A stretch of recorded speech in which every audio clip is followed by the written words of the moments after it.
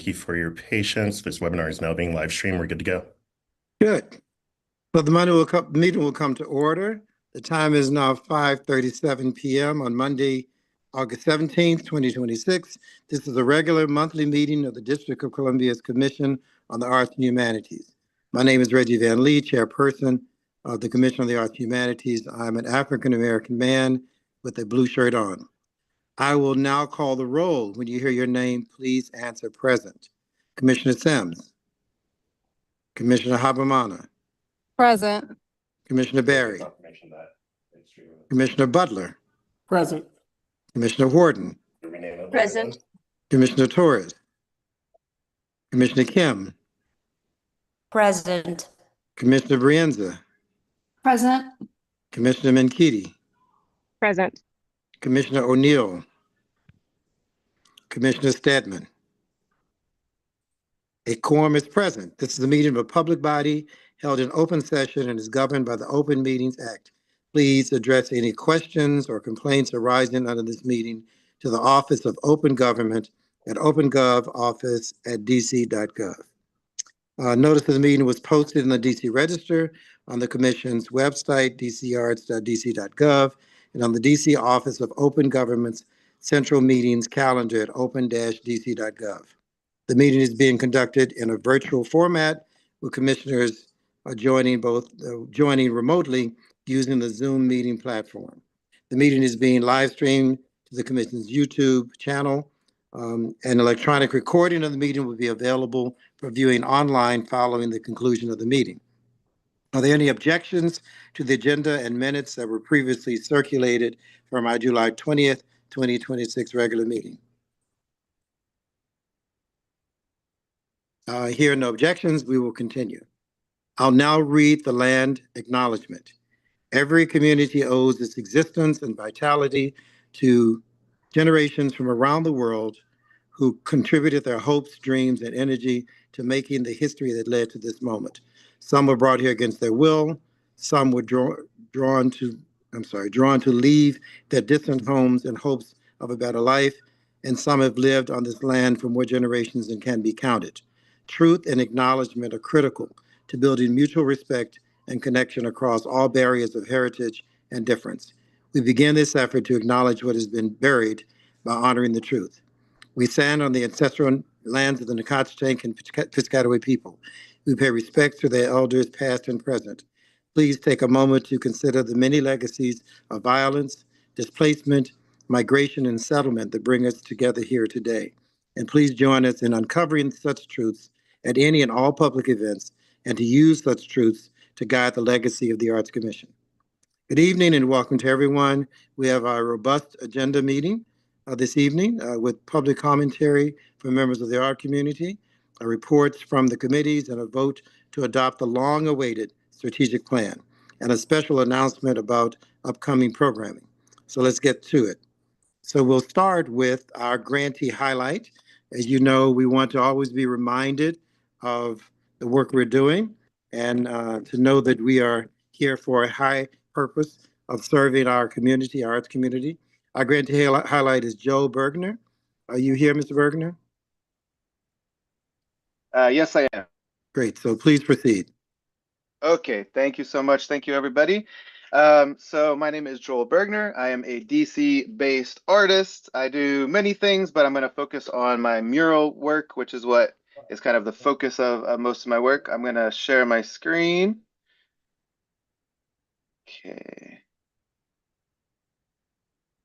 Okay, hopefully you can see this. Okay, so I have been the recipient of several different grants in DC, including Color the Curb, the Fellowship Grant, Murals DC, and I will soon be doing the Fresh Paint, which is the new mural program.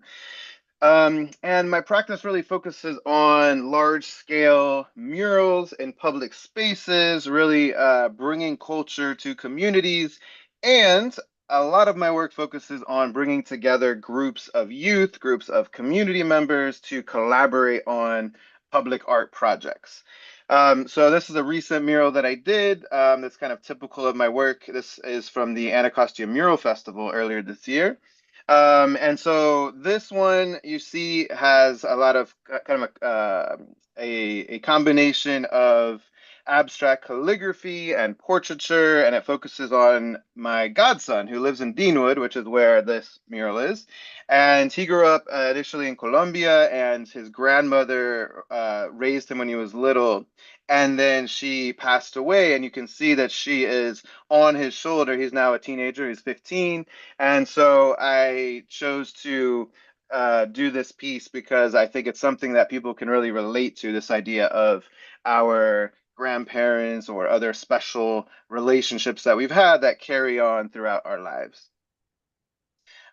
This is a recent mural in Los Angeles. I do projects all over the country and all over the world. And this one, you can see this beautiful community spirit where all of these young people who helped to both create the design for the mural in my workshops with them, as well as actually painting the mural, all these different kind of details throughout the mural. So it's not just paint by numbers. I really believe in bringing in the creativity of the young people. And so this is the final piece that we did, and you can see there's all of these different elements in it, done by myself and another LA-based artist that I like to collaborate with different artists, as well as all of the youth. This one is in Silver Spring, and so this is 7 stories high, so I've been really getting into painting big, and it's in an apartment complex so that it can really live on in people's lives day to day.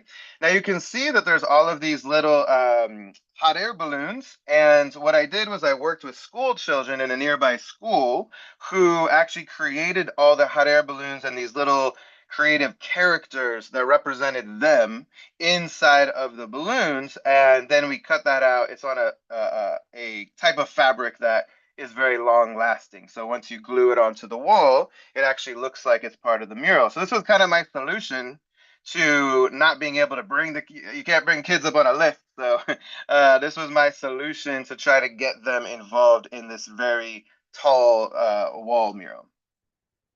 And then this one's in Noma, and this was just from last year. And so this is another pretty huge mural. And again, I wanted to get kids involved in it. And by the way, this is my family on the wall. They modeled for this piece. So that's my daughter, my younger daughter in the middle, my older daughter on the right, and my wife looking down at her daughters. And this is basically showing that we as a community, there can be these kind of storm clouds in the back representing all the struggles that we go through, but we hold our community, we support one another. And so all of the children in a local school nearby, once again, created all of these different sections of the community scene. And then I glued them on in a kind of collage style so that it looks like it was painted right on the wall. And you can see that now this little village, this little community is inside of her hands. Also, I have a nonprofit organization that I've been bringing to DC to do some projects, but we have programming all over the world. We're called Artolution. I'm one of the co-founders, and this is a photo from Uganda where we have programs in a refugee camp there for people from South Sudan. And so through these programs, which are in Bangladesh and in Jordan, in Colombia, in Kenya, in many different countries, as well as here in the US, we really believe that through these kinds of collaborative art projects, you can strengthen people's mental health and well-being. You can focus on social inclusion and bringing together people that might not usually have the chance to work together. You can also work on livelihoods. We train and pay many dozens of artists across the world to lead these community projects. And awareness for a variety of different issues, whether it's gender-based violence or whether it's different issues that are going on in the community, incarceration. We've dealt with all kinds of different issues that we raise awareness for through these projects. And so these are some of our 200 artists that have been trained by us who are currently working on these projects right now. And that I will leave it there. I am past my 5 minutes. So thank you guys so much for the opportunity. No, thank you. We're here because of you. So thank you. And I'm probably not supposed to say this, but I love the color. It's amazing. Yeah, Thank very you. vibrant. So thank you. Thank you. Thank you. Thank you very much. We'll move on to public comments. We have Johnny P. signed up for public comment. The commission welcomes your comments. They're very important to us. Please note that comments are limited to 3 minutes. Please address your remarks to the chair. Note that we will not be engaging into dialogue at this time. The purpose of the agenda here is for the public to inform us, the commissions, about your views. If members of the public have factual questions, staff will be glad to follow up via email. And so, Mr. Johnny Peace, could you want to proceed? Johnny Peace has not responded to our email or confirmed and has not signed into this email as well. Oh, sorry. If he joins later, let me know. Perhaps we can still have him to add his comments. Why don't we go on to the executive director's report? Aaron? Everybody, this is Aaron Myers. Bald with glasses, but happy. The report should be relatively simple today, but I wanted to really spotlight some of the things and partnerships that we've been working on. So CAH is working to amplify awareness of the agency's work beyond grant making. While our grant programs remain central to our mission, CAH also plays an important role in supporting the district's creative economy, connecting residents with cultural experiences, creating platforms for artists, and demonstrating how the arts can contribute to education, community well-being, and economic opportunity. Through strategic partnerships, we are expanding the ways residents understand and engage with the agency's work. On August 29th, CAH will serve as co-host of the Culture Quest Kids Fest, STEAM and Creativity Lab at Deanwood Recreation Center from 3 p.m. to 7 p.m. Presented in partnership with the Mayor's Office on African American Affairs and the DC Department of Parks and Recreation, this free community event will celebrate culture, creativity, and STEAM, science, technology, engineering, arts, and mathematics. CAH is being intentional about engaging young people through creativity and the arts, giving them opportunities to experiment, express themselves, and see creative thinking as an essential part of learning and discovery. Families can look forward to interactive learning experiences, youth activities, and live entertainment. We also recently hosted the closing celebration of Rip Tear, Collage as Critique, welcoming more than 150 attendees for a packed house event. Thank you to all of those who were able to attend. The celebration invited visitors not only to consume or observe creative work, but also to become creators themselves through a hands-on collage workshop.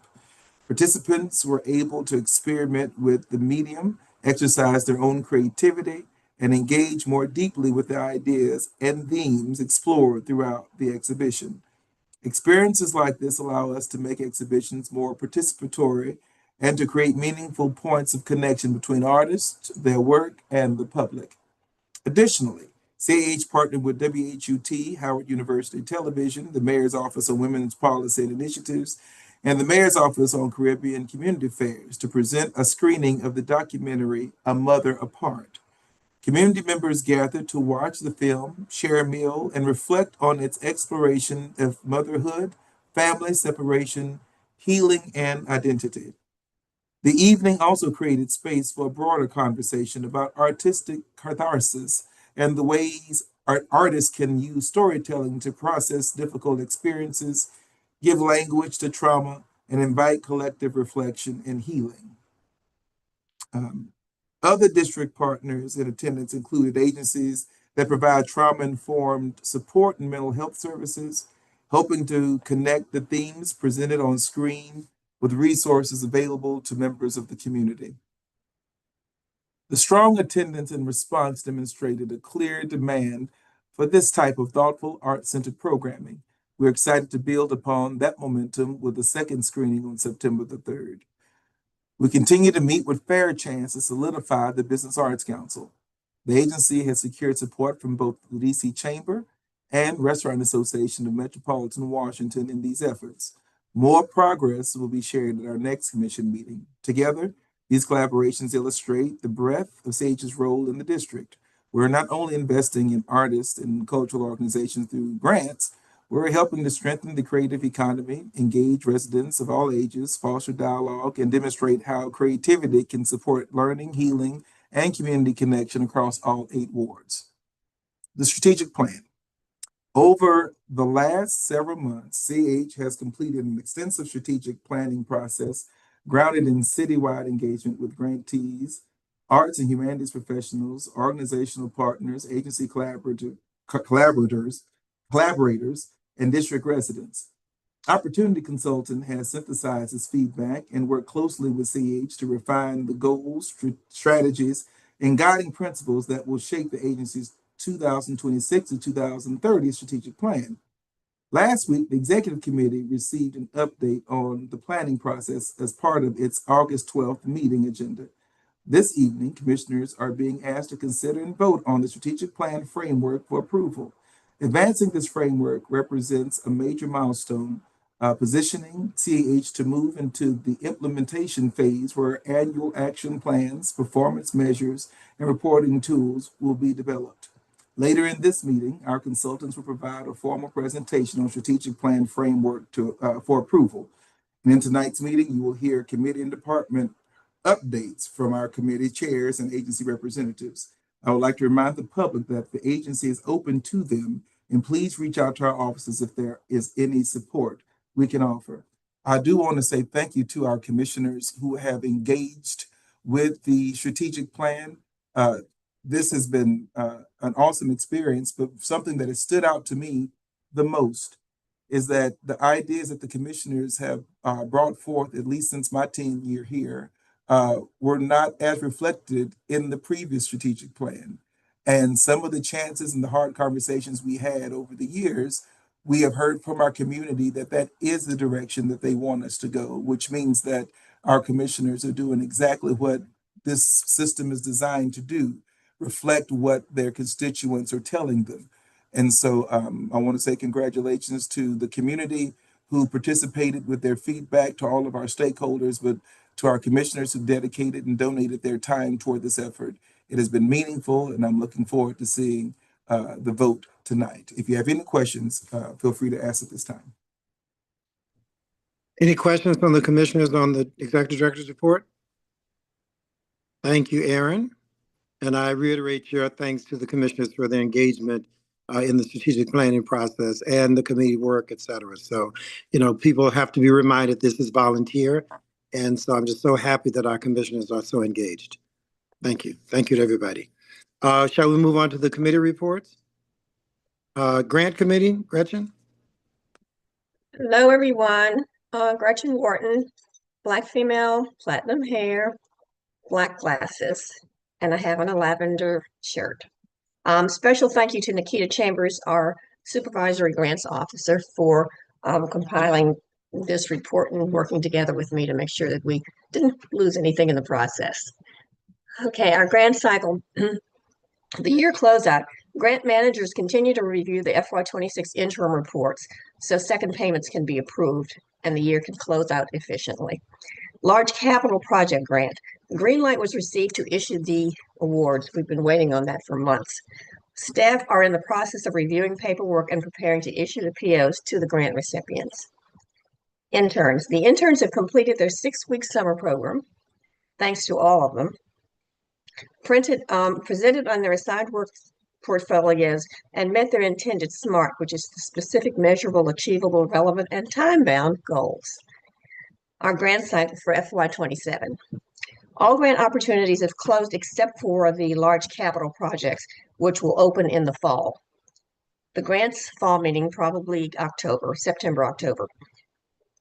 The grants department is in the process of orienting panelists and facilitating panels. Panelists are still needed, and they can directly contact Nikita Chambers directly. And you can see I don't know if you can read it, but it's there. Her at Nikita Chambers at dc.gov email address. Contact her directly. We really do need panelists. We tried so hard for many, many years, and we're finally able to compensate our panelists. And so it's a lot of work, but everyone tells me it's rewarding work, who's participated. And what it does is it helps you understand how we get to the process of awarding the grants by participating in these panels. Please look at the dates. And if you missed them this time, this document with these dates will be in the on the website for your perusal afterwards, but we really do need panelists. So please contact Nikita and give them your dates. Okay, FY27 award announcements. We plan to announce all except one, all but one slate of awardees by mid-October. The Arts Fellowship will be announced at the end of October. Grants Deputy Funding Philosophy. The Grants Committee and CAH staff met to address concerns that have arisen over the course of the annual grant cycle, including recommendations and solutions. We identified some changes that we could implement to better support the community. Grant managers were engaged and spoke on the entire process for grants and the severity of their current workloads. The goal is to work with strategy and consistency in how we support the community with the agency's budget fluctuations in recent years. Sometimes I think we're a victim of our own success. We have reached out to the community in so many ways. Thank you, Aaron and team. And we finally have so many people that are now aware of who we are and what we do that our grants applicants, the grants applicant numbers are absolutely amazing. But we need more grants managers, so we're going to be fighting for that in the next budget. I'm always fighting for that, but we definitely want that to happen. Something that's not on here, and we'll talk about it the next time, we will be preparing for our annual grants revamp process. And what happens with that is that each of the grants managers looks at their specifically assigned grants, looks at the pluses, minuses, what they would like to see changed about them, what needs to stay the same. And this time we are going to be inviting, for those of you who may be council members or council member staffs that are on this call, we will be inviting you to attend the grants revamp so that you can understand from the beginning exactly the process that we go through and why we need more money. There's no other way to say it. We really need more. Thanks, everyone. Take care. Thank you, Gretchen. And let me reiterate the real need to engage with our council members and their staff so that everybody fully understands the process. And we've discovered that not everybody really understands the process. And so understanding the process, I think, to Gretchen's point, will heighten the desire to be supportive for our budgets to sustain themselves, if not grow, because the need is there. And the impact that the arts have on our city, on our citizens, on our economics is evidenced. So it's really worthwhile. It's not just a good thing to do, it's an important thing to do. So I know, Gretchen, you didn't ask for that soliloquy, but I offered it anyway. Well, let me add to that. Hello, everybody. Hello. Let me add to that. Most of the city council don't even know what we do. They don't know who we are. I found that out when I first got on the Arts Commission and realized that some of the stuff that was happening on the Arts Commission was like stuff that nightmares are made up. And when I started trying to talk with the various members of the city council, they didn't even know what we do. They weren't even paying attention. And all of them said, I just wasn't paying attention. Keep in mind that this is the committee of the whole, which basically means that we basically interact on a regular basis with the chair. There's no subcommittee, so the other council members don't have a chance to really engage in what we do. So beyond and above the budget, making them understand that we exist, and again, if I can say it one time, I'll say it a million times, who we are, what we do, and how it impacts their particular part of the city, if they're council members from a ward, or in general, the economic impact. So the point is that I think that if you are communicating with any council member that's from your ward or any other reason you have a relationship with them, letting them know, Aaron and Reggie, who we are in a more general way, set them up. I just don't really think it's good for us to be in a committee of the whole, because they just don't get a chance to know who we are until it's budget time. That's the only time they even know we exist. I mean, this is just the reality. And I venture to say they probably don't know any of you all. Before, when I first got there, they knew everybody because they knew some of the people because, the kind of people that were on there before. But, we're everyday people, so I don't know. I'm just saying, No, Mhm. Thank you for that. Thank you a lot for that. It means a lot, which is why I made the recommendation that we invite every single council That's member right. to our grants revamp. Mhm.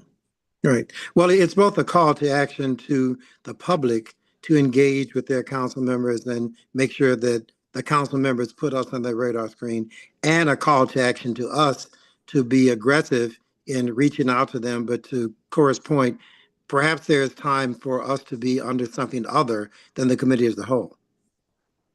And I don't know if that's possible. I don't know how we'd make that work. But if that's the structural challenge we have, we need to think about how do we address that structural challenge so that our work is on a committee that is focused on this work versus a big committee that, one person really is driving the work. So we'll talk Well, about that more offline, but right, we will. And when we have grants revamped and they're all there, maybe that might be one of our recommendations for them. right, good. Any other questions or comments on grants or anything we just talked about? Thank you, Gretchen. Thank you to the Grants Committee. Let's go on to public art, and it's my understanding that, Corinne, you're going to report? Yes, Great, since Commissioner Sims isn't here, I'm happy to do the great. report. Thank you. Hi, everyone. I'm Corinne Miller. I lead the Public Arts Department here at the DC Commission on the Arts and Humanities. I use she, her pronouns. I'm a white woman with brown hair, glasses, and a striped shirt on this evening. The Public Art Committee met on Tuesday, August 4th, and I'm pleased to share the report from that meeting. The Public Arts Department continues to carry out work across multiple grant lines, wrapping up large-scale public art projects before the end of the fiscal year, closing requests for applications, and starting panels for the fiscal year 2027 programs. The team is also working on our annual public arts work plan for 2027, which will create measurable goals, clear objectives, and the strategic direction for the team's work in the coming year. Additionally, the team is working on several maintenance and conservation projects, which is detailed later on in the report. We also introduced our public arts intern, Ricardo Mendez, who's a student at GW University currently. So the first update is around the FY26 juried exhibition program. We held the closing reception and a collage workshop for the Rip Tear Collages Critique exhibition, featuring artists Helen Zugabe, Rebecca Perez, and Zudeka Zizinga, which was held on Thursday, August 6th, from 6 to 8 p.m. in the gallery as well as our community room. I'm pleased to report that more than 80 people came out to do collages with us on a Thursday evening. It was a really lovely and lively event. And then prior to that, over 100 guests visited the I Street Gallery on Saturday, July 18th from 4 to 8 p.m. to attend Layers Multidimensional Sound as Collage with DJ King Britt, which was another event that we had for that exhibition. That included a lecture on the history of electronic music as a form of sonic collage. People were able to view the exhibition and visit themed vendors. So it was really lively. There was dancing. We had great engagement. And a team member appeared on WPFW radio to talk about the exhibition as well. So it was a really great show. As far as the FY27 Art Bank program, 5 panel groups completed review of 320 eligible Art Bank applications in July. So it's been a busy time. The second finalist round will be held in person in August and September, with artworks brought into the gallery for review. They're being dropped off currently. Selected works will be featured in the DC Art Now 2026 exhibition, which is scheduled for an opening reception in the I Street Gallery on Thursday, September 10th from 6 to 8 p.m. So mark your calendars. We'd love to see you there. It's our kickoff for Art All Night, and the show will be installed until Saturday, December 12th. The RFA for the Art Exhibition Curatorial Grant Program closed on Monday, June 29th at 5 p.m. with 11 eligible submissions. That grant line will submit 2 exhibition proposals around social justice and an open theme. The proposals have been sent to panelists for review, and a virtual panel was convened in mid-August to make recommendations for grantees. The next update is on our FY26 Color the Curb school safety program. And we have on the next page some sneak previews of the designs. So we were able to report that artists engage students through collage lessons. So they go into DC public schools and engage with school children there. The students created drawings and nature-inspired themes. So these activities then shape the approved mural designs that the artists create, and are scheduled for installation in August and September. So we presented the draft designs to the PAC. The DC Department of Transportation will install QR codes at each site and signage. So the grantees are also doing reports to document the engagement activities, methods used, and final mural concepts. During our grantee highlight, Joel mentioned the Fresh Paint Mural Program. So grantees are actively engaging our community partners in that program, meeting with property owners and completing site visits with proposed designs currently under review and draft concepts expected for the next report. So plans for fall dedications are also underway in collaboration with the Downtown DC Bid, the Uptown Main Street, and the 8th Street Main Street, our partners for this year.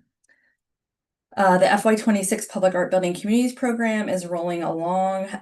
One of the grantees, Hamiltonian artists, hosted a series of events that connected communities through I'll Meet You There. It's the citywide roving video project. They've done a ton of programming, really great turnout. And then we have 3 other projects that'll come online through that program this year that are moving along, but it's they're coming out this month and then next month as well. The FY27 Public Art Building Communities Program, those applications were submitted by Monday, July 27th. There were 13 submitted applications, and a panel will review those in September. So that program's moving along as well. I also have an update on collections management. So across the city, Art Bank artwork selections, installations, and deinstallations continue at a pretty busy clip. One notable installation recently was at the Department of Employment Services American Jobs Center, which sees around 250 to 300 DC residents a day. So it's a really nice way that our collection's getting out there and interacting with the public. Additionally, we have several conservation and maintenance efforts for the collection that are progressing.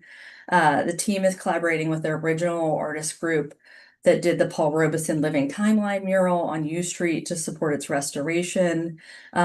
We've done a series of updated condition reports for several murals identified as high priority during a 2021 assessment that'll guide conservation planning and efforts for the coming years.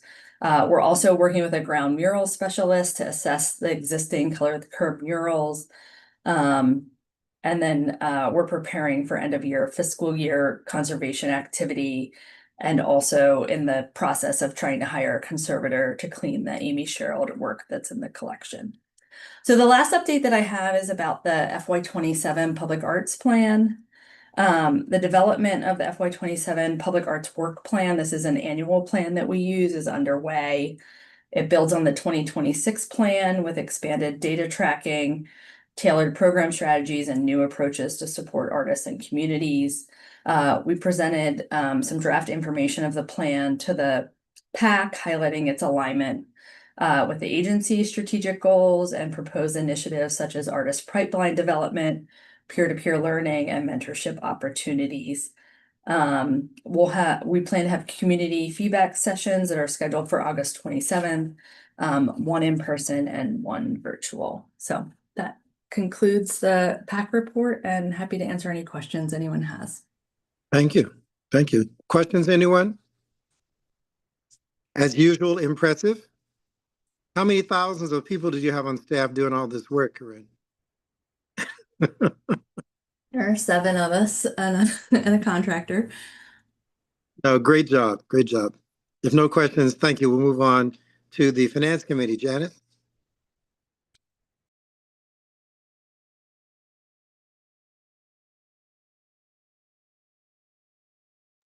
Janice, if you're speaking, we can't hear you.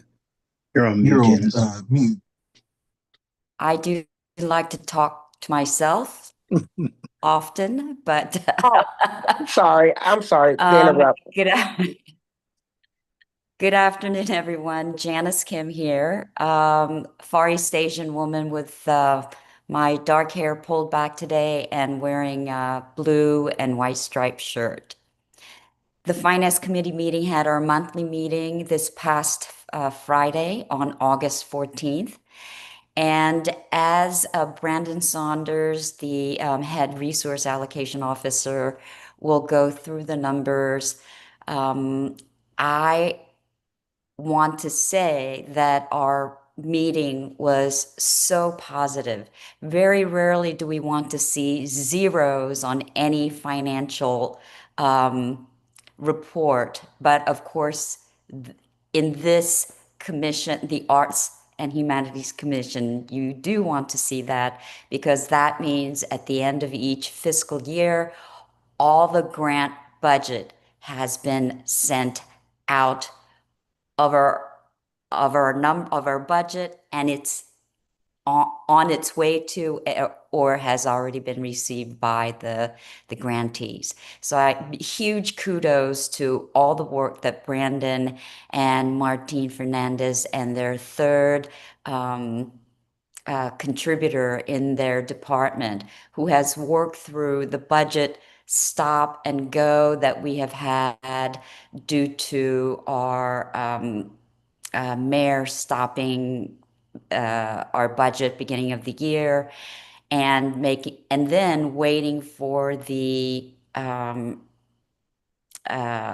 commission council member to approve our budget going forward, which we had to go through back in June and July.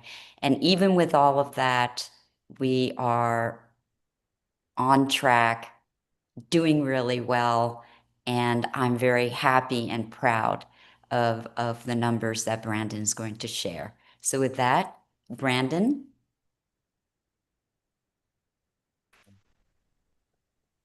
Thank you so much, Janice. Just for that intro, for the kudos, for the sentiments. We really appreciate it. Um, hello, my name is Brandon Saunders. I'm happy to be leading the resource allocation team here at Commission of the Arts and Humanities. And I don't think we have our normal visual set up for today, but I do have the report in the background and numbers to share, and happy to send that out right afterwards, just for those that are appreciate the visuals and are more learners in that aspect. But I do really appreciate Janice genuinely for sharing that context, because it gives us this overall summary of what the year has been like, where we are in the year, and a little bit of what's still to come in the year. Working with me every day on my team, they'll hear me say a lot of times around this time of year, and I'll share with the public, our commissioners, all of our stakeholders, that we're really at the time of year, we're in almost 3 different time periods where we're beginning to still executing, even though that's beginning to close. But we're preparing for those that are shortly at the beginning of next year.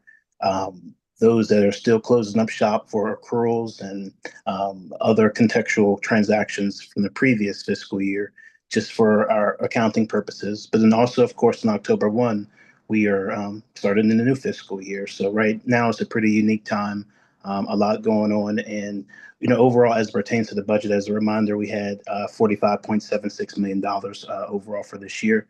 Currently, we've committed 84.4% of the budget. So honestly, right on track, given that we're about 6 weeks away from the remaining part of the fiscal year. Just to highlight, I think, again, Janice highlighted a lot of the overall macro context is remaining in that remaining 15.6%. It's a mixture of grants and admin, but for the most part, since grants is 80+% of our budget, 12% of the grants budget, which of course would extrapolate to the larger 15% and rolls up into that, is still available. That is mostly, of course, like large cap and a few rescinded grants that won't most likely, I would believe, take place for the rest of the fiscal year, although please see further updates for that. But large portion of that is large cap.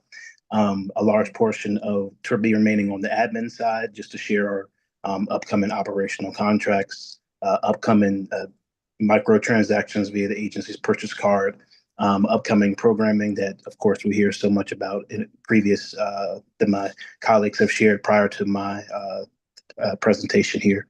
and one other large grants operational contract as well. So those are all just to be, the, I would say they are upcoming in our normal procurement schedule as pertains from the fiscal year.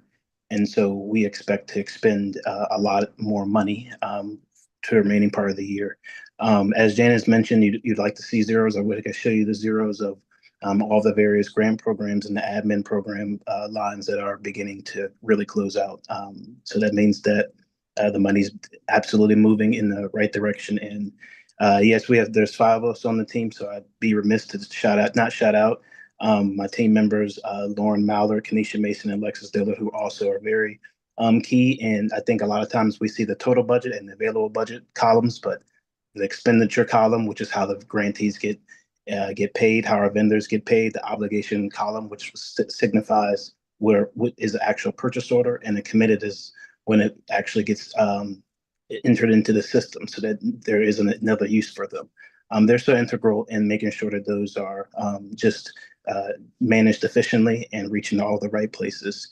And I also would like to shout out our arts and learning program for giving us a wonderful intern for her second year, Autumn Peterson, who I will say in upcoming probably the new fiscal year, we're working on a resource allocation glossary that she contributed to. So we know that there are so many acronyms, there are so many different financial jargon, and sometimes even just slang in that course. I think this will define, a lot of that for the public, the commissioners, just those who aren't, working in the finance side of it every day. So we'd like to thank her for those contributions as well. Sorry again for not having the visual tables, but happy to answer any questions. Full of data over here. Yeah, we are seeing visuals, Brandon. I'm not sure what you're talking about. We're seeing some visuals. You're muted. You're muted, Brandon.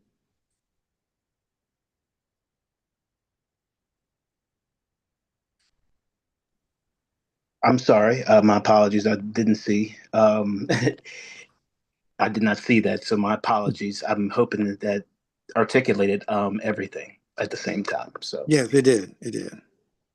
I won't hold any longer, but I'm happy to answer any questions. If the remaining 3 slides, I do see the visuals now. Thank you so much, Chairperson Inley. The remaining 3 visuals from the intro slide are just further breakdown of our budget on the administrative side and the grant side. So please, yes, thank you, Jay. I appreciate it. This is just a further breakdown of the specific accounts and various categories and our various grant programs. So I kind of shared essentially the qualitative context, some of the context around it, but here are the numbers that represent that to the granular degree. So I appreciate y'all. Thank you so much. And my apologies for not going through the entire presentation earlier, making y'all listen to me. No problem. No problem. Thank you very much. Any questions on finance? If not, thank you, Janice. Thank you, Brandon. We'll go on to art education. And it's my understanding that we don't have an art education full presentation for today, but I'm here. oh, I'm sorry. I'm here. Oh, good, good. Please, please. Is this Taylor? No, Taylor will be speaking, but I'm just going to kind of get us started with our other bits of information, and Taylor will follow. This is Andrea. Yes, correct. Can you all see I'm me? sorry.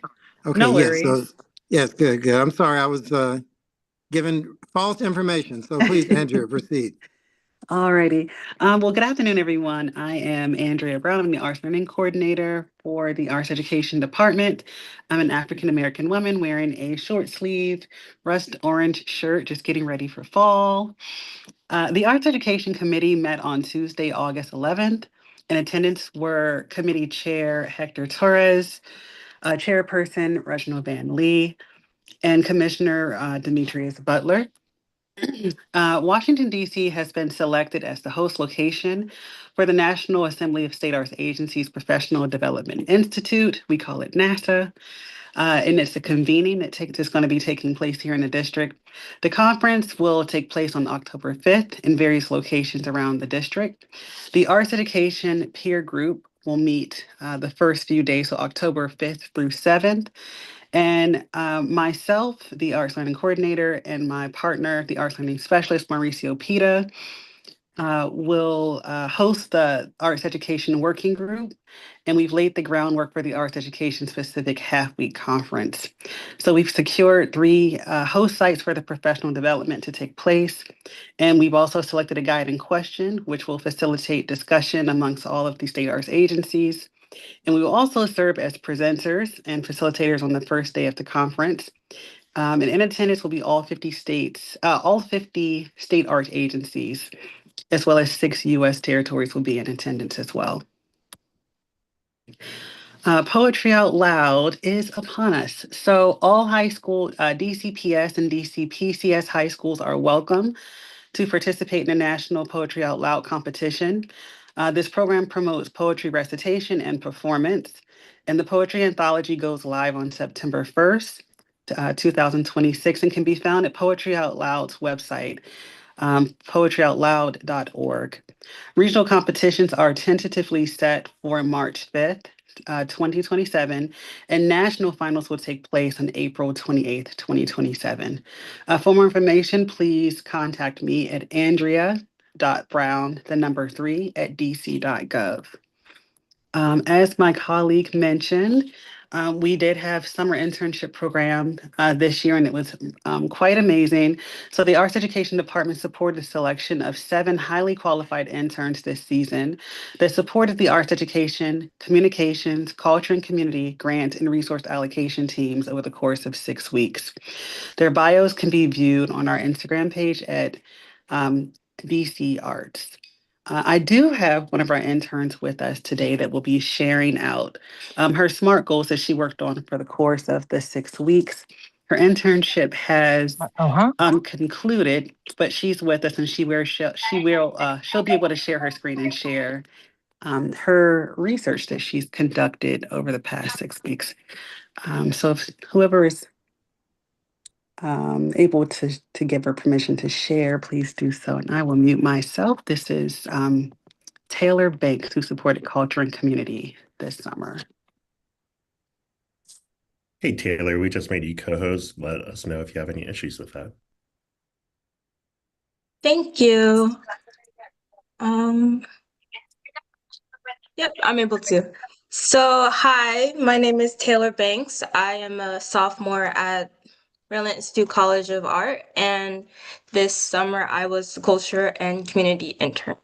So basically for my SMART goal, I wanted to create a guide that all of DC could use, specifically like community members and just anybody who wants to just be active in the art spaces. So the title is Ways to Engage with Creativity in Every DC Ward.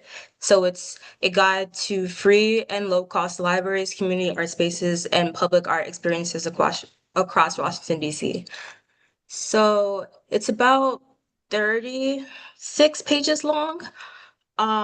So let me take you to like how to use the guide. So basically I have 3 ways you can use the guide. So creating at the library, in a community space, and then just different public art places. And then I also created a citywide map so that people could be able to scan the QR code, and then it takes them to a map that has all of the locations that were mentioned in the guide so that they could see the addresses and what's closest to them. So let me show one example. So this is Ward 1.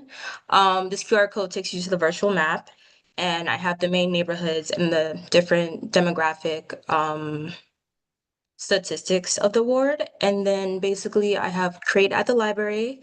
So I did Mount Pleasant Neighborhood Library, and I said like closest metro, address, cost, the website, email, phone, different things like that, the creative resources available. And then create in the community. So for this one, I used Sitar Arts Center and showcase their creative opportunities. And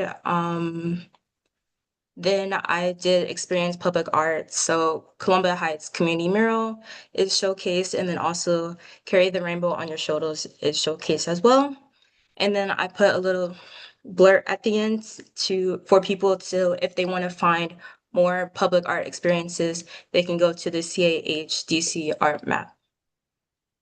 So yeah, that's basically how all of the wards are. And then if anyone goes all the way to the end, there's just more resources available. And then I have a description explaining all of the labels that I used for anybody who doesn't understand what these each mean. And then just about my research and how I built this research. And then the last reviewed, and then just more resources that people can go to, and then my acknowledgements. And yeah, that's basically my guide that I created over the summer. And I just hope that it's just really helpful and that people can also build on it and things like that. So thank you. This is fantastic. Do they get to this through our website? How do people get to this? So this, I was just going to mention something about this. When she presented this, when this was presented, you know, everyone was like, well, let's get this on the website. So we'll be working with Octo and our comms team to see how we can get this and make this available. So also that it can be updated when needed to be updated. This is a direct reflection as to what our what we heard from the community do the strategic plan process. And just to remind everyone, we should work with our culture and community lead that has gone from a department of 2 now to just only a department of 1. And so, Taylor, I want you to know how much of a support you were to Grace and how excited she was that you were going to be there. She's doing everything to see how she can keep you here longer, in a sense. But I want to say thank you. This is a fantastic resource, and we're working with Octo and our comms team to see how we can have an iteration available. What one thing Grace and I met about was on the website, but also some paper copies possibly that people can have in person. And I was thinking the other day about like, what if we kind of spam the city with QR codes and people are discovering art everywhere, which is what the young people do right now. So again, kudos to you, Taylor. I turn it back over to you, Chairman Bentley. Well, no, I continue to thank to Andrea and to Taylor in particular. And let's get this on our website. And also let's find a way to sort of pound our chest more broadly around this capability existing to get people to come to the website to look for it. Because the challenge is, unless someone comes to the website, they won't necessarily know this exists. Let's, in addition to that, find a way to do a broadcast so that people will be driven to the website for this capability. Questions, comments from anyone? Yeah, this is Cecily, Commissioner Abimana. I also suggested that we have it at the Culture Quest event coming up on the 29th. So even if there's a QR code, if we can't get it printed in time, but at least so that people can, you know, download it on their phones. And because there should be a lot of kids and families from all over the city at that particular event. And also, we can pass it out at Art All Night. We can pass these things out at Art All Night, which is coming up in September. So let's be creative in how we really get this capability out there. But thank you so much, Taylor, and thank you, Andrea. Thank Any you. other I just questions? wanted to share one thing. I gave them 30 seconds to a minute to present. Taylor was able to join. They are starting school back. So thank you, Taylor, for joining. But this work was done in addition to all of the other work that they supported with their departments. I gave them the task on the first day of their internship to come up with a SMART goal that we could support them with, where they could pour into us and we would be their student as well. So Taylor worked with the public art department. She spoke with OFDO. She took great advice from Grace and really just kind of took off with this project.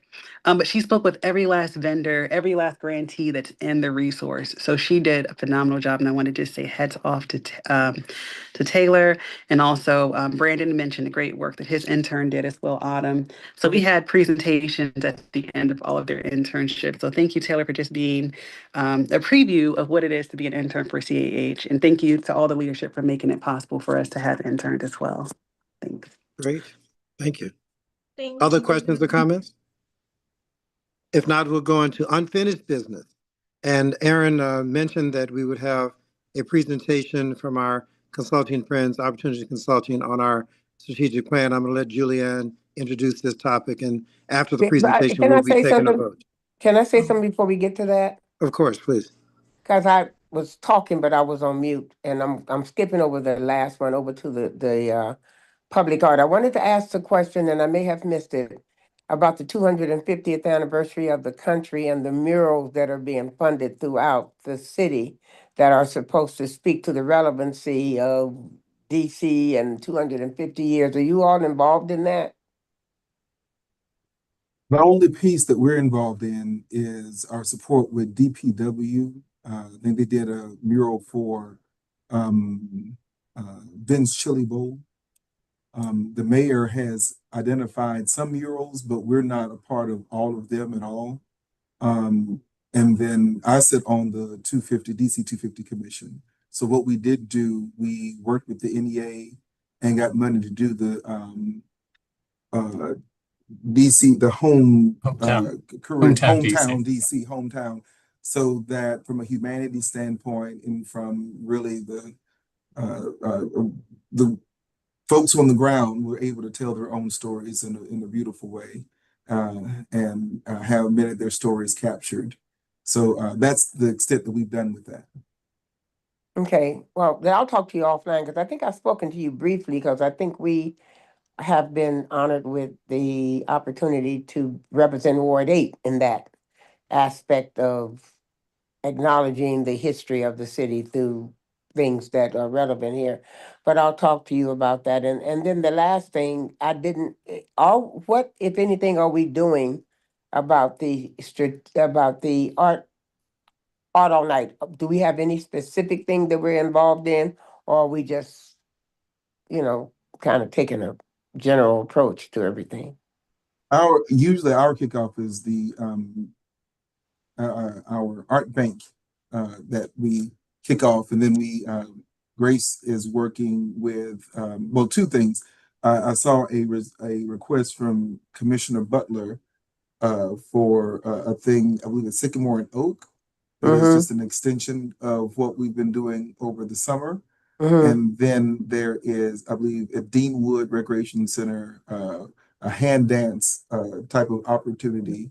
And I believe that is we are supporting that. And I believe that's with the Office of African American Affairs, I believe.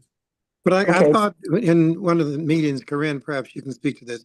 We did talk about, to your point, how our kickoff to Art Week, Art All Night rather, is our Art Bank event. So perhaps, Corinne, you can give us a little more color on that if you hadn't already. Yeah, I mean, I think every year for at least the last several years, we've used the opening of the DC Art Now reception is held basically on Art All Night Eve. So it's held the Thursday night as a kickoff to the weekend festivities. But And then I guess to Corey's point, anything else we're doing as part of that those Friday, Saturday programs for Art All Night? Outside of Yes. what Commissioner Butler requested for the extension into Sycamore and Oak, I believe. And then, of course, the money that we give to DSLBD, of course, that helps support many of the other activations that happen across the city. Good. Okay, thank you. Our official kickoff from the commission, I believe, is the 11th, correct? September 11th. Where? Thursday. That's the Art Bank piece, correct? Corinne, is that it? Is that the 11th? the 10th, Thursday The the 10th. 10th. Sorry, Thursday the 10th. Thursday the Where? 10th. Okay, Where? Thursday the 10th. Here in our At the gallery. commission, in the Oh, gallery. so we're kicking it up there. Okay. Yes, and then all of the sites around the city pretty much are the 12th and 13th. That's Saturday. I'm sorry, the 11th and 12th, that Friday and Saturday. Okay. Good. Thank you. Good, thank you. So I missed a committee that I will now insert, apologies. The Cultural Advocacy Advocacy Committee, Cecily and Grace, did you want to present? Yes, I think Seth is going to open us up and then I'll go from there. So thank Great. you. Thanks. Yeah. Hi, thank you, Reggie. My name is Cecily Habimana. I am the chair of the Colts Community Advisory Committee. I'm wearing a green shirt, short hair, white glasses.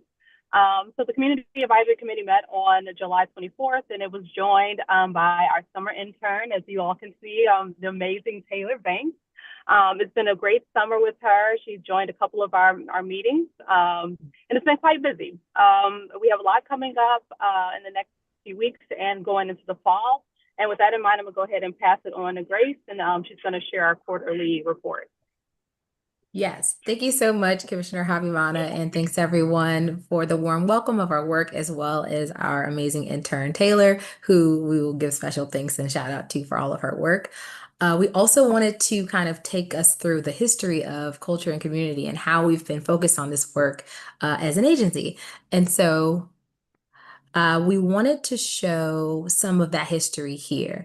And so, as you can see, our leaders throughout our agency have done a number of things to promote and to advance culture and community throughout DC. Across nearly 3 decades, our leaders have expanded areas such as public art, accessibility, community-centered projects, and cultural programs that still impact us today. And this is something that we're even going to continue to celebrate. We talked about how we have Art All Night coming up, and we also have the Culture Quest Kids Fest, where we'll be highlighting some of those work, like the work that was done with our Pandemania and ways we can use art to advance and combat things such as back to school anxiety. So we have so many wonderful leaders that have been here from the start of the agency all the way to present day that have continued to pour into culture and community and the work that we do.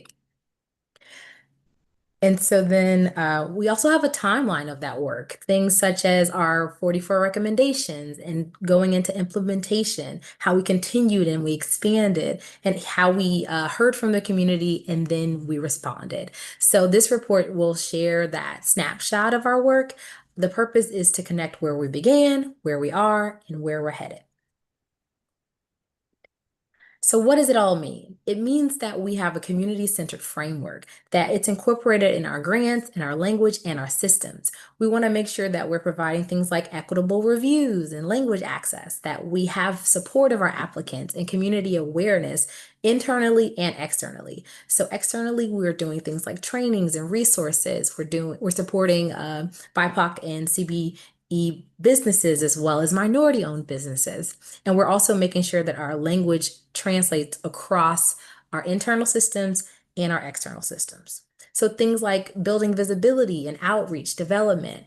We've had people talk about how wonderful the GoGo series has been, as well as our culture-centered trainings and pop-ups. Not only are we doing them externally to ensure that our applicants and future grantees have this information, but we're doing this internally through our cultural trainings with our staff. And so, again, I want to shout out Taylor for all the work she did to help us garnish this information and build this data.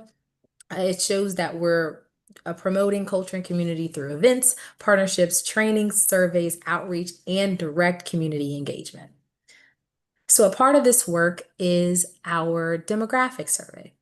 And this was launched towards I believe, the tail end of 2020 or mid-year of 2025. Our fiscal year ends in October, so it's kind of in the middle of the calendar year. And so we released this survey because we wanted to find ways to strengthen community needs and have awareness of those needs, to make sure we're strengthening our agency impact, and so that we would know in the future how we're best reaching the district and where we can grow.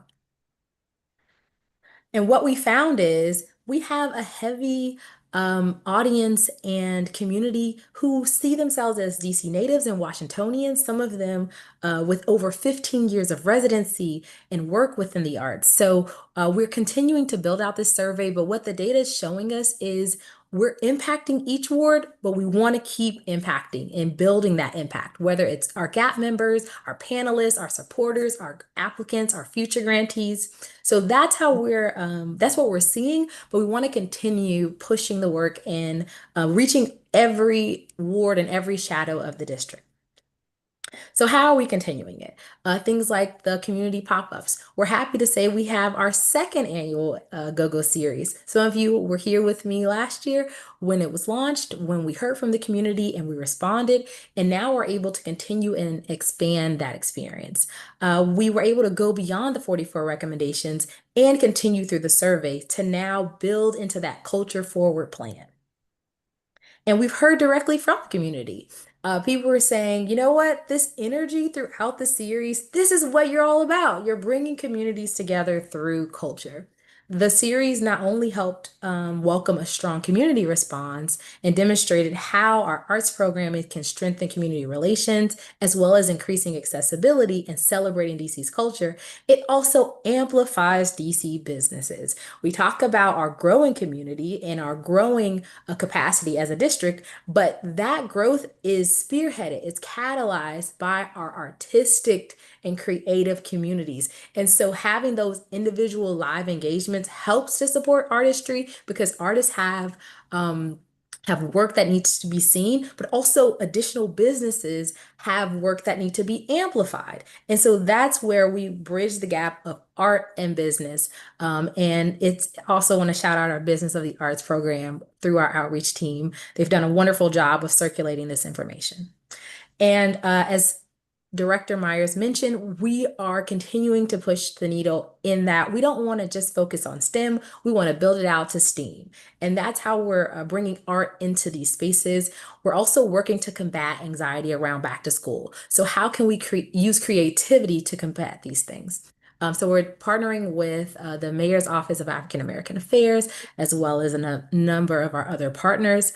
There was questions around Art All Night. We're going to be continuing to push DC's unique culture through Art All Night, partnering with local libraries and community spaces to bring and amplify hand dance.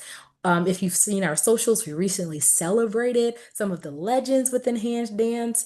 So we want to make sure that we're amplifying DC's voice and that we're celebrating its artistry. We have our official dance, we have our official music, and we want everyone to know that DC's here and is no place like it.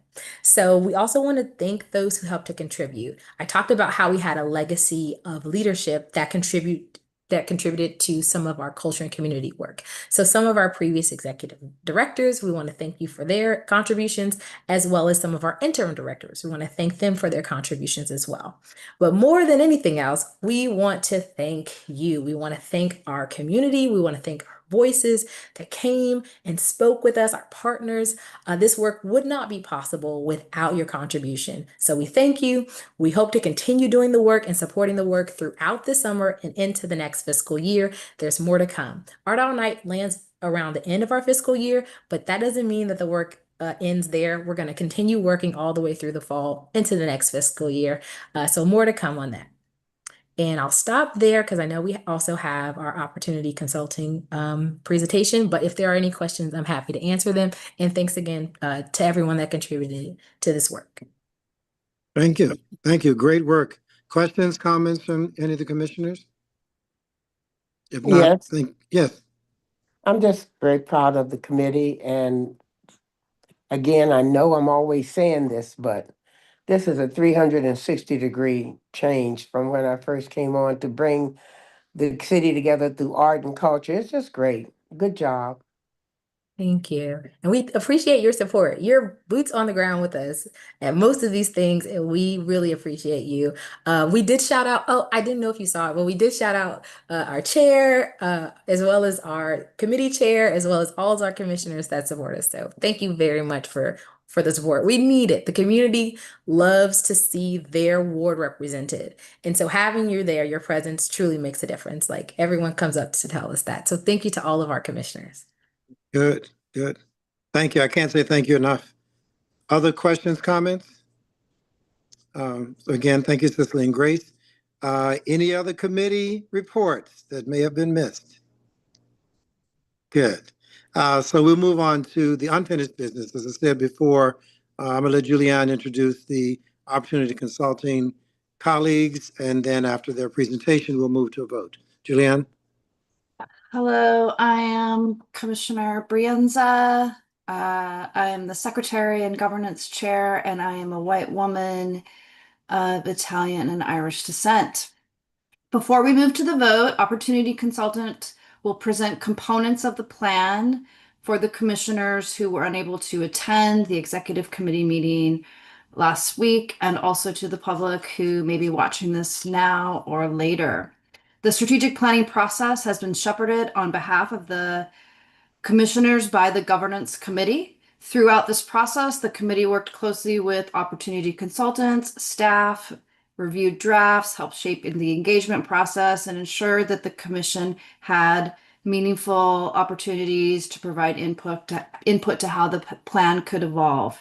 I want to sincerely thank opportunity consultants for guiding this work over the past several months. Developing a strategic plan is much more than producing a document. It's about listening, asking difficult questions, and identifying priorities that will be tracked over the next 3 years, and helping the agency really shape what the future can be, not just for the commission, but also for the residents that take part in the services that the agency provides. All right, so once they get done with their presentation, it's going to go back to our chairperson who will conduct a roll call vote. So here we go. Let's go, Lindsay. All right, thank you, Commissioner. And my colleague Ananya is going to share her screen and put it in slideshow form. Wonderful. All right. Good evening, commissioners and members of the arts and humanities community and the broader DC community that may be turning in tonight.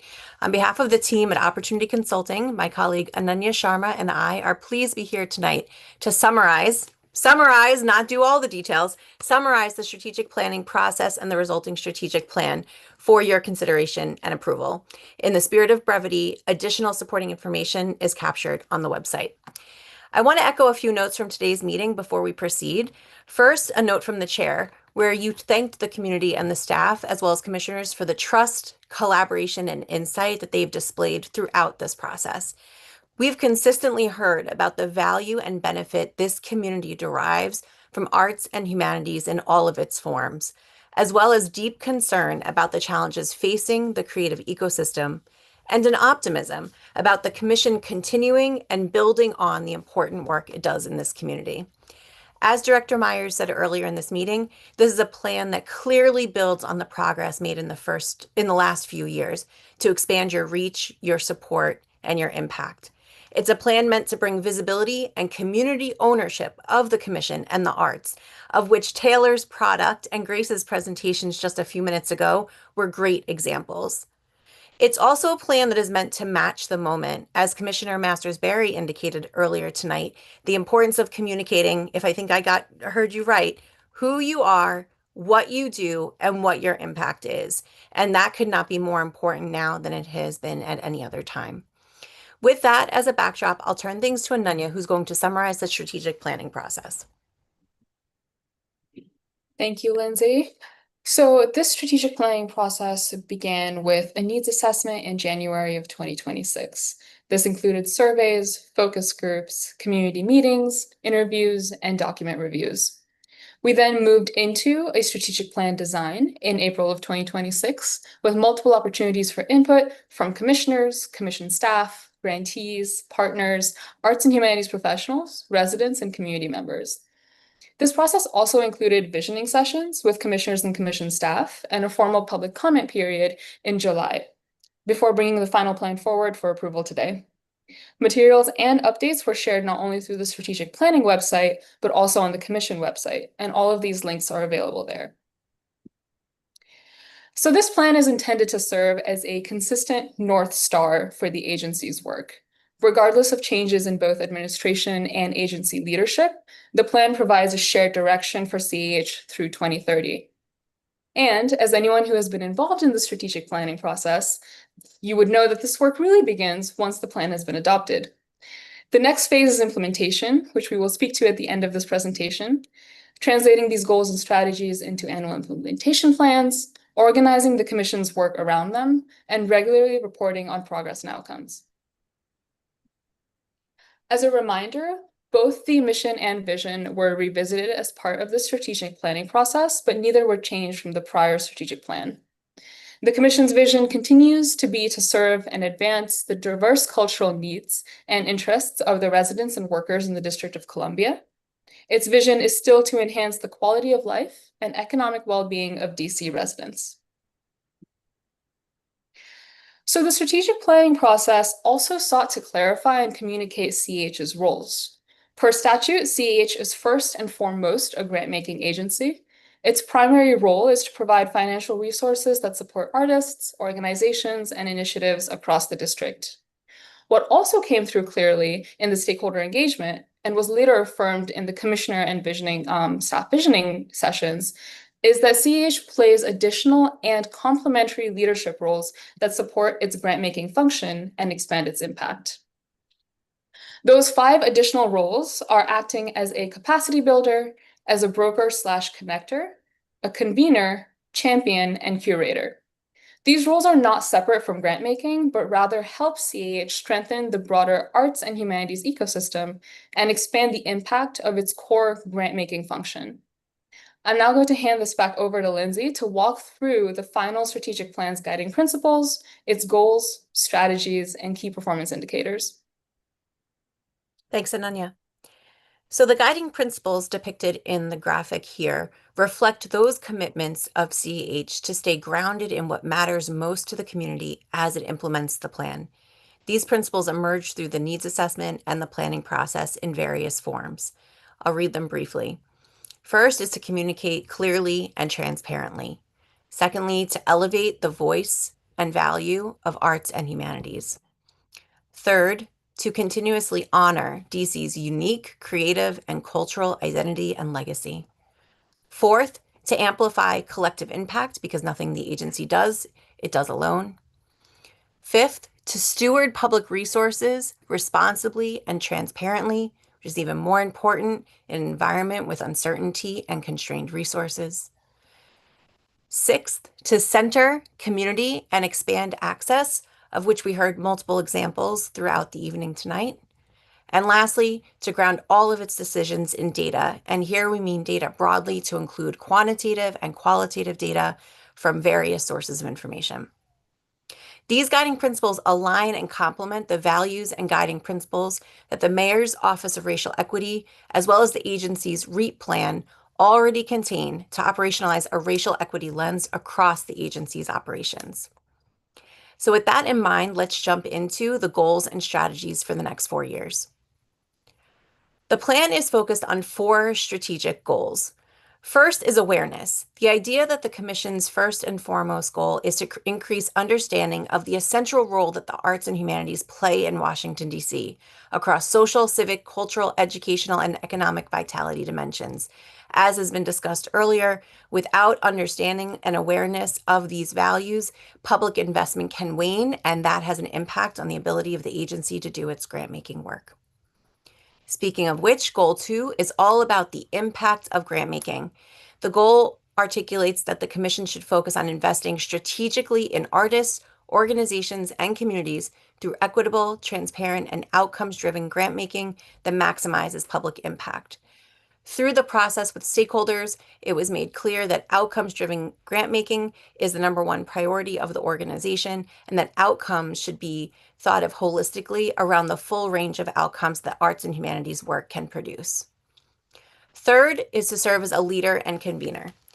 The idea here is to bolster DC's creative ecosystem through a number of collaborative activities by serving as a trusted convener and connector for collaboration, impact, and collective impact. And lastly is excellence, to continue to strengthen the internal people, systems, governance, and culture to deliver consistently exceptional public service and maximize CAH's impact. Of course, it takes more than a statement of goals to reach those goals. And so what follows in the next slides are the articulation of the strategies, which are the big areas of work the Commission will do and continue to do to meet these goals. Under awareness, there's a focus, I will summarize these briefly. There's a focus on building public awareness, on increasing the visibility of artists, organizations, and opportunities, and elevate stories of artistic excellence and community impact. The grantee highlights are one very small example of how that played out just this evening. For Goal 2, the key strategies include establishing, communicating, and consistently applying a clear grant-making framework that lays out what the agency is doing and why regarding its grant-making choices. Secondly, 2B, increasing the accessibility, transparency, and effectiveness of the grant-making process, including for organizations, individuals of all different sizes and shape that seek to take opportunities that the agency offers and take advantage of those opportunities.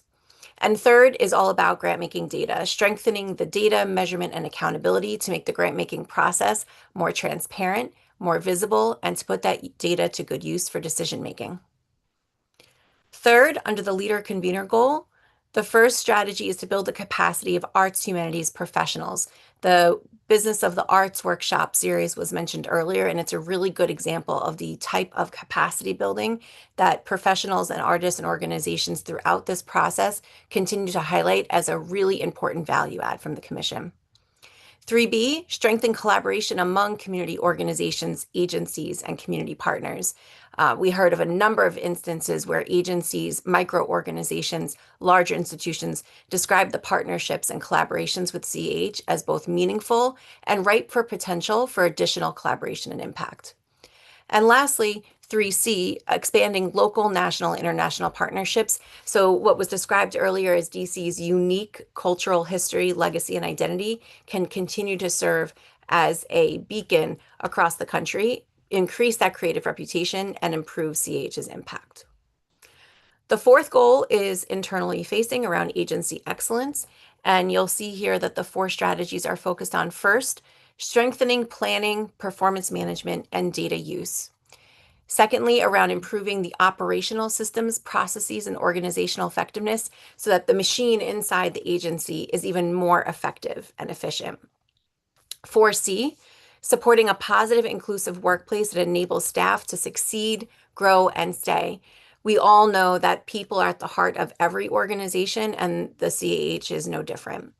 And lastly, 4D, a strategy I know you are all very interested and invested in, is equipping commissioners with timely and updated tools, information, and training needed to lead effectively in the unique roles you play as part of this agency. So these 4 goals and the strategies underneath them are really the what, big high level what and how that the agency will be focused on for the next 4 years. On the next slide, we have a description of the key performance indicators. I won't go into these in detail to respect time, but what I will share is that these are the handful of measures that the Commission, like any outcomes-oriented agency, will use to define, collect data for, and regularly report on to understand the progress of its work and the impact of those efforts. We will note that at the beginning of the implementation phase, there's more work to do ahead to define these indicators more explicitly, to use that data to set baselines and establish targets for the forthcoming years. And lastly, we turn to implementation. I'll quote another commissioner, and this time it'll be Vice Chair Wharton, to say, the goal here is not to have a plan that sits on a shelf. We know that is the commitment of the commissioners, of Director Myers, and the staff at all levels. The information we presented here tonight includes the mission, the vision, the roles, the guiding principles, and high-level statements of goals and strategies. But assuming there's a successful vote tonight, there are a number of next steps. Between now and September 30th, at the end of the fiscal year, this information will be translated into an easy-to-read and stakeholder-friendly formal strategic planning report that can be used to disseminate this information. And our team will also provide recommendations on how the agency can transition into the implementation phase and some of our recommendations about how to maintain the momentum that has been gained through this process. Among the next steps for Director Myers and his team in the implementation phase are described in those boxes below. Communication activities to disseminate the plan, building out an annual implementation plan, including a year 1 plan for FY27, which will lay out what and when, by whom. Internal routines at the staff level for implementing this work, and many routines for externally reporting this work with you at the commission level, as well as with the public and grantees and community members through a variety of communication methods. So implementation is the work ahead. We'll conclude with a thank you. Thank you to the Commission, the staff, and the broader community for their partnership in developing this plan, and more importantly, the very important work you do on behalf of the community. With that, we'll turn things back to the chair, and we welcome any questions. Well, let me add my thanks to the Opportunity Consulting, Lindsay, and your team great work. I have the advantage of many review sessions with you also. I have a high level of comfort in the quality and fidelity of the work you've done and its usefulness to us as we implement it. But I want to give my other commissioners an opportunity to offer questions, comments, concerns. And I'll do a typical Reggie thing, which will go around the room. I'll start with Julianne. Questions, comments? I think this is the moment where I say, be it resolved that the Well, commission adopt. No, I'm just joking. I have no issues. Not yet. Not yet. We'll get to that. Janice? No issues. I find that this report, this conclusion is not only very well thought out, but very easy to understand, and it will make future implementation from me, and I'm sure from other commissioners, much easier, which is the basis for us to really move forward with this. Thank you. Great. Thank you. Cecily? I don't have any questions. I just appreciate the thoroughness that they presented this work, and I'm looking forward to seeing the next phase of it. Great. Thank you. Dave?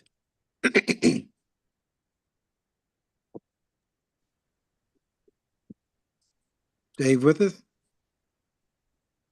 I'll go on to Demetrius. I'm here, same thing, just appreciate everything that's been going on. Definitely looking forward to implementing some of the stuff that's we've discovered that we need to implement. That's it. Thank you. Gretchen? I want to thank Lindsay and her team for all of the work and the effort they put in from the very beginning, from your direction to gathering our input and flushing it out and meeting with us numerous times. So thank you so much.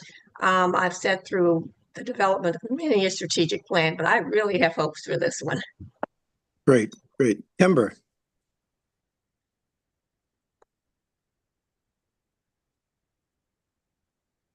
We're showing through. Can you hear me? Yes, we can now. Yes. All right, I'm going to try to get in that spot. So I'm going to go next maybe because I want to get to a better spot so I can hear you all. Oh, okay. I can go back to Dave if he's joined us now. And at one point we had Cora about the Cora. Yes. Your reactions, questions, comments, concerns about the strategic plan as presented.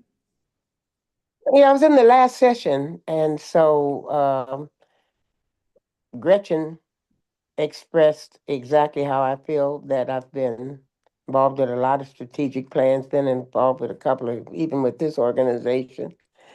This one seems to me to have possibilities of being implemented and having a real impact. So bravo for all the work that you've done, and I look forward to seeing what happens next. Great. Kimber, are you in a better place now? And has Dave returned? Yep, I am. I Okay. echo that too. I feel like I appreciate the thoughtfulness that's gone into it and certainly the presentation back, and looking forward to seeing us go to the next level of implementation. Great.